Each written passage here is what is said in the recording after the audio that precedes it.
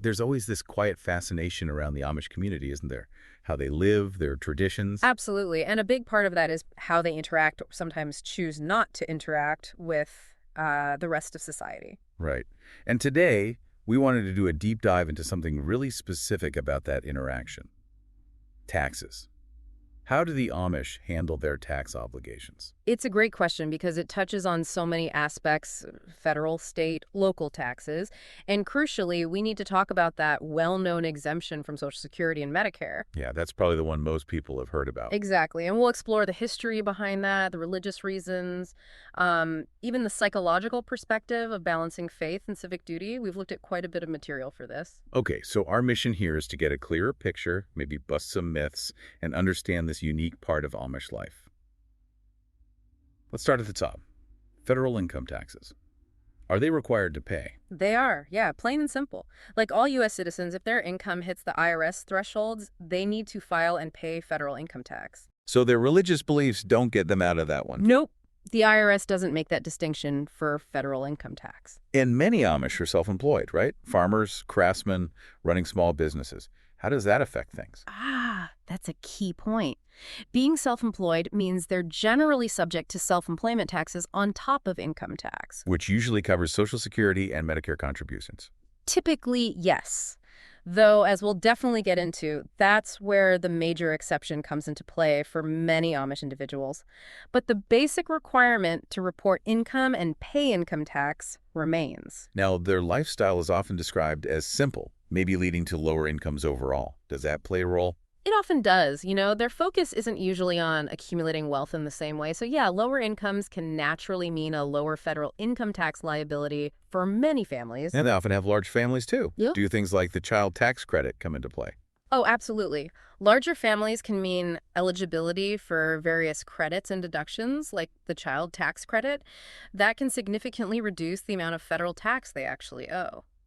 It seems like engaging with the federal government, even just for taxes, might feel a bit strange given their desire for separation. How do they handle that, maybe psychologically? That's a really perceptive question. There's likely an internal tension there, balancing that desire to be separate from the world with the practical reality of being a citizen. But they generally comply. Generally, yes. There's a strong sense of community, but also a deep respect for authority, often rooted in their interpretation of Scripture. So compliance is common. It's part of that idea of being in the world, but not of it, fulfilling civic duties while holding on to their identity. Right, that phrase really captures it. Okay, let's shift gears to the big one. Social Security and Medicare taxes. This is where things get different. Very different. This is the main area where there is a specific, legally recognized exemption based on their religious beliefs. So they can be exempt, but it's not automatic. Correct. It's definitely not automatic. There's a formal process and specific qualifications laid out in the law. What are those qualifications? I think it's part of the Internal Revenue Code. It is, Section 1402G. Basically, it allows members of certain recognized religious groups to opt out if they are conscientiously opposed to accepting benefits from private or public insurance, which includes Social Security and Medicare. And what makes a group recognized for this? Well, the sect has to have been around continuously since December 31st, 1950. That's a key date. And crucially, the group must have a long-standing practice of providing for its own dependent members, taking care of their elderly and needy without outside help. That 1950 date is interesting. Why then? Was there some history leading up to this? Oh, definitely. You have to look back to the 1950s and 60s. There were some pretty serious confrontations. The IRS tried to force Amish farmers to pay Social Security taxes. Force them how? Well, in some cases, it led to the IRS seizing property, like livestock.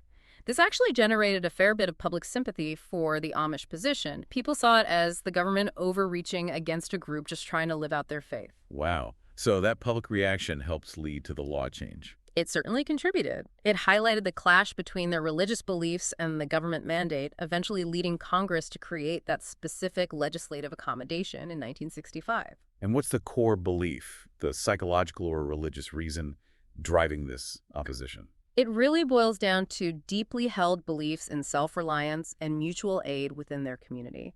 They see caring for the elderly, the sick, the infirm as a fundamental religious duty for the family and the church community. Not the government's job. Exactly. From their perspective, Relying on or participating in government insurance programs like Social Security could be seen as a lack of faith in God's providence and a weakening of their community bonds.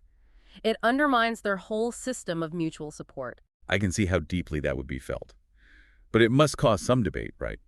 Fairness, people not contributing to a system they might hypothetically need if they left the community. Oh, absolutely. It's complex. There are arguments about whether it's fair to the broader system, placing a burden on others. And then there's the counterargument about religious freedom and accommodating deeply held beliefs. And what about Amish people who work for, say, a non-Amish company? Does the exemption still apply? Not automatically. If an Amish individual works for a non-Amish employer, those Social Security and Medicare taxes are typically withheld unless that specific individual has applied for and received the personal exemption under 1402G. So it's an individual application, even if they belong to the right group. Yes, they have to personally affirm their opposition to the insurance system. Self-employed Amish have a more direct route to claiming it on their tax filings. Got it. Okay, that clarifies the Social Security aspect significantly. What about state and local taxes? Are there similar broad exemptions there? Generally, no. For the most part, the Amish are subject to the same state and local taxes as their non-Amish neighbors. So, state income tax, if the state has one. Yes, typically they pay state income tax based on their earnings, following the state's rules. Again, their potentially lower incomes and larger families might reduce the amount owed, just like with federal taxes. And property taxes. They own land, farms, businesses. Right. As landowners, they are generally required to pay property taxes. Those taxes, as you know, fund local services, schools, roads, police, fire departments. Even schools. I thought I read somewhere that school taxes were a point of contention historically. They absolutely were, and sometimes still can be. Since the Amish overwhelmingly operate their own private parochial schools and don't use the public system, the obligation to pay taxes that primarily fund public schools has definitely caused friction and even legal challenges over the years. That makes sense. It's funding something they consciously choose not to use based on their beliefs. Exactly. It highlights that tension again. How do you balance civic contribution with maintaining a separate way of life? What about things like sales tax when they buy goods? Sales tax generally applies. When they purchase taxable items, they pay the sales tax included in the price, just like anyone else. Their simpler lifestyle might limit how much they buy, but the tax applies to what they do purchase. And if they run a store selling goods? Then yes, Amish businesses are typically required to collect sales tax from customers and remit it to the state, following the same rules as any other retailer. So at the state and local level, it sounds like much more integration into the standard tax system. Largely, yes. There might be some specific local arrangements or discussions, maybe around road usage because of buggies, for example, but the general principle is they pay most state and local taxes. It seems their approach reflects that in the world, but not of it. Idea, again, contributing to local infrastructure they do use, like roads, while maybe questioning things like public school funding. That's a good way to put it. It's a pragmatic balance. And remember, specifics can vary by state and even by individual Amish community or settlement. Let's talk more about the religious underpinnings. Are there specific teachings, maybe from the Bible, that guide their view on paying taxes? Definitely. A foundational teaching for many Christians, including the Amish, is Jesus' response in Matthew 22, verse 21. Render therefore unto Caesar the things which are Caesar's, and unto God the things that are God's. Give the government what it's due, and God what he's due. Precisely. It acknowledges a dual responsibility to earthly authorities and ultimately to God. But for the Amish, this is interpreted through their lens of separation from the world. So how does that separation idea interact with render unto Caesar? It creates a nuanced approach. They generally accept the need to pay taxes that support basic government functions and services they might use, like roads or emergency response. But taxes funding things that conflict with their core beliefs, like social insurance programs or perhaps certain military activities, become more problematic. Which brings us back to the Social Security conflict. They saw that as more than just a tax. Exactly. They viewed it fundamentally as a form of insurance, which conflicted with their belief in relying on God and the community for provision, not a government program. It was seen as undermining faith and self-reliance. But they don't just reject all taxes across the board. No, generally not. There's also a strong emphasis on respecting governing authorities, often citing Romans Comtine, which speaks about submitting to governing powers ordained by God. So their approach is usually to work within the legal system, seeking exemptions where their conscience demands it, but complying with the law otherwise. It's a fascinating perspective on how faith interacts with civic duties. It really challenges us, to think about the relationship between religious freedom and the obligations of citizenship. Where do you draw the line? How much accommodation is appropriate? Let's recap those specific accommodations. The main one is the Social Security Medicare exemption, Section 1402G. Right. Based on that religious objection to insurance, belonging to a qualifying sect with a history since 1950 and a track record of self-sufficiency. And it requires an individual application. Are there other notable exemptions or accommodations, maybe at the state level? Sometimes. You might find state-level provisions related to things like mandatory insurance, for example. Some states might have allowances for self-insurance or specific arrangements reflecting their unique practices, often achieved through negotiation or historical precedent. And these didn't just happen easily, as you mentioned with the IRS conflicts earlier. No, these accommodations often came about after periods of conflict and negotiation. The IRS seizures in the 60s are a prime example. It forced a conversation and ultimately led to a compromise in the law. Psychologically, getting these exemptions must resolve a kind of conflict for them. You could say that.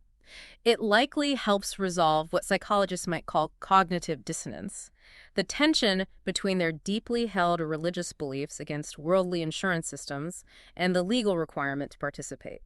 Having the exemption allows them to align their actions with their faith. But these accommodations aren't without controversy, are they? Not at all. Questions of fairness, the limits of religious accommodation in a pluralistic society, even potential for others to try and exploit similar exemptions, these debates continue. How do Amish businesses generally fit into this tax picture? They run farms, furniture shops, bakeries. Right. Amish businesses are generally subject to business taxes like income tax, just like any other business. Most are small, often home-based. But the owner might have that Social Security exemption. Exactly. If the self-employed owner has the 1402G exemption, they wouldn't pay self-employment tax for Social Security Medicare on their business profits. They're relying on the community safety net instead. Do their business practices affect taxes? Like, I've heard many operate more on a cash basis. That can be true. Operating with cash can sometimes present challenges for precise record-keeping and tax reporting, both for them and the IRS. But it absolutely does not exempt them from the obligation to report income and pay the taxes owed. Do they use accountants? Many do, yes. Especially as businesses grow, many Amish entrepreneurs work with non-Amish accountants to help ensure they're complying with tax laws correctly. And their values, like avoiding debt, does that impact taxes? It can. For instance, if they avoid borrowing money, they'll have fewer interest deductions. If they prioritize reinvesting profits back into the business or community rather than taking large personal draws, that can also shape their overall tax situation. But fundamentally, they see themselves as subject to the law. Let's circle back to Jesus' teachings. We mentioned render unto Caesar. Were there other relevant moments or teachings? Well, there's the interesting fact that Jesus called Matthew, who was a tax collector often seen as collaborators with the Romans and quite unpopular to be one of his disciples. It showed Jesus looked beyond societal labels. That's a good point. He engaged with someone directly involved in the tax system of the day. And there's another instance where Jesus instructs Peter to pay the temple tax using money miraculously found in a fish's mouth. His reasoning was so that we may not offend them. Suggesting a pragmatic approach sometimes to keep the peace? Perhaps. It suggests a consideration for how actions are perceived by others and avoiding unnecessary conflict, even if one felt they had a right not to pay. Jesus' focus seemed less on the tax itself and more on the right relationship with God, authorities, and the community. Even though taxes under Roman rule could be pretty oppressive. Right. Yet you don't see Jesus advocating for tax evasion or rebellion. It was more about fulfilling civic duties without compromising faith. It makes you think, doesn't it? Do we see taxes purely as a legal burden or as potentially contributing to the common good? That's a good transition. What about the views of the early church fathers, those who came after the apostles? Did they build on these ideas? They did, very much so. Many church fathers viewed paying taxes as a moral and civic duty, often drawing on both Jesus' render unto Caesar teaching and Paul's writings in Romans 13 about respecting authority. Any specific examples? Sure. You have figures like Justin Martyr arguing Christians should be exemplary citizens, including paying taxes more readily than others. Tertullian famously said something like, "We pay taxes as a matter of duty, not fear, seeing it as contributing to society even under pagan rulers." So a sense of civic responsibility. Yes, but often with nuance. Origen, for instance, stressed that ultimate allegiance is always to God's kingdom. If earthly laws conflict with God's law, then God must be obeyed first. Which reflects some of the Amish thinking, too. It does. And remember the context, the early church often faced hostility and burdensome taxes from Rome. Yet many leaders advocated compliance to demonstrate Christian virtue and avoid unnecessary conflict. John Chrysostom even framed paying taxes as potentially an act of charity, contributing to the welfare of society. Just in August. Augustine also touched on it, suggesting rulers had a responsibility to use tax revenue justly for the common good. So there's this consistent theme: pay your dues, respect authority, but hold rulers accountable and prioritize God. It adds another layer to how faith traditions have grappled with this for centuries. Okay, let's shift focus slightly. If the Amish opt out of things like Social Security, how do their communities actually fund the services they need, especially for the elderly or sick? It comes back to that core principle of mutual aid and community responsibility, often tied to the concept of Gelassenheit, which means submission or yielding to God's will, often expressed through community cooperation. So how does that work practically for things like education? They run their own schools, typically one-room schoolhouses, funded directly by the local Amish families whose children attend. The focus is on basic academics, practical skills, and reinforcing Amish values and faith, not public schools. And healthcare. No Medicare, no standard insurance for many. They often rely on community-based healthcare sharing ministries. These aren't formal insurance, but systems where members contribute funds to help cover each other's medical expenses. For major costs, like hospital stays, there's often broader community fundraising and support. What about things like roads? It's often a mix. They might cooperate on maintaining smaller local lanes used primarily by the community, but for main public roads, they rely on the government maintenance funded, in part, by the property and fuel taxes they do pay. And fire protection.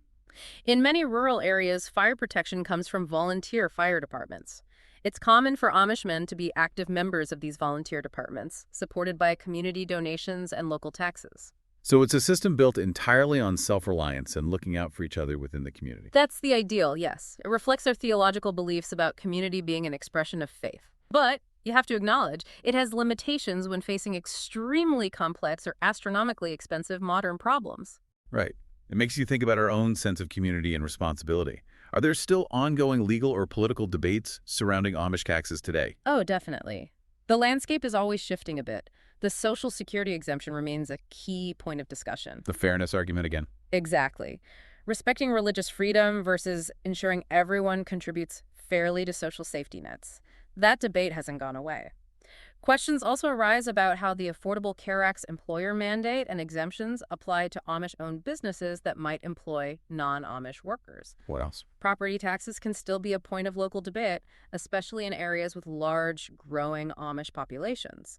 Balancing the demand for services roads, emergency response with the tax base. And the growth of Amish businesses. Yes, as Amish businesses become more numerous and sometimes larger, questions arise about ensuring tax laws are applied fairly, especially given the challenges sometimes posed by cash-based operations or unique business structures.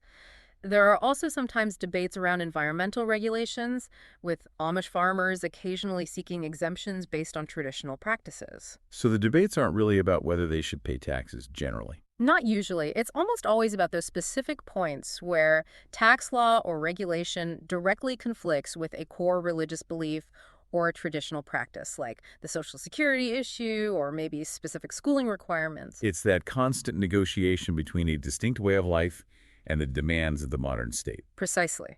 How does society accommodate deeply held religious objections while maintaining principles of fairness and the common good? There are no easy answers. Well, we've covered a lot of ground. From federal income tax, which they generally pay, to that crucial Social Security exemption rooted in faith and history, to state and local taxes where they're mostly integrated. Yeah, the key takeaway is that it's not a simple yes or no answer to whether the Amish pay taxes. They pay many taxes, but their religious beliefs profoundly shape their approach, especially regarding social insurance. It really highlights that delicate balance they maintain, participating in society where necessary, but holding fast to their core beliefs about community, self-reliance, and separation. It's a constant negotiation lived out every day. Well, this has been incredibly illuminating. Thank you for breaking it all down. My pleasure.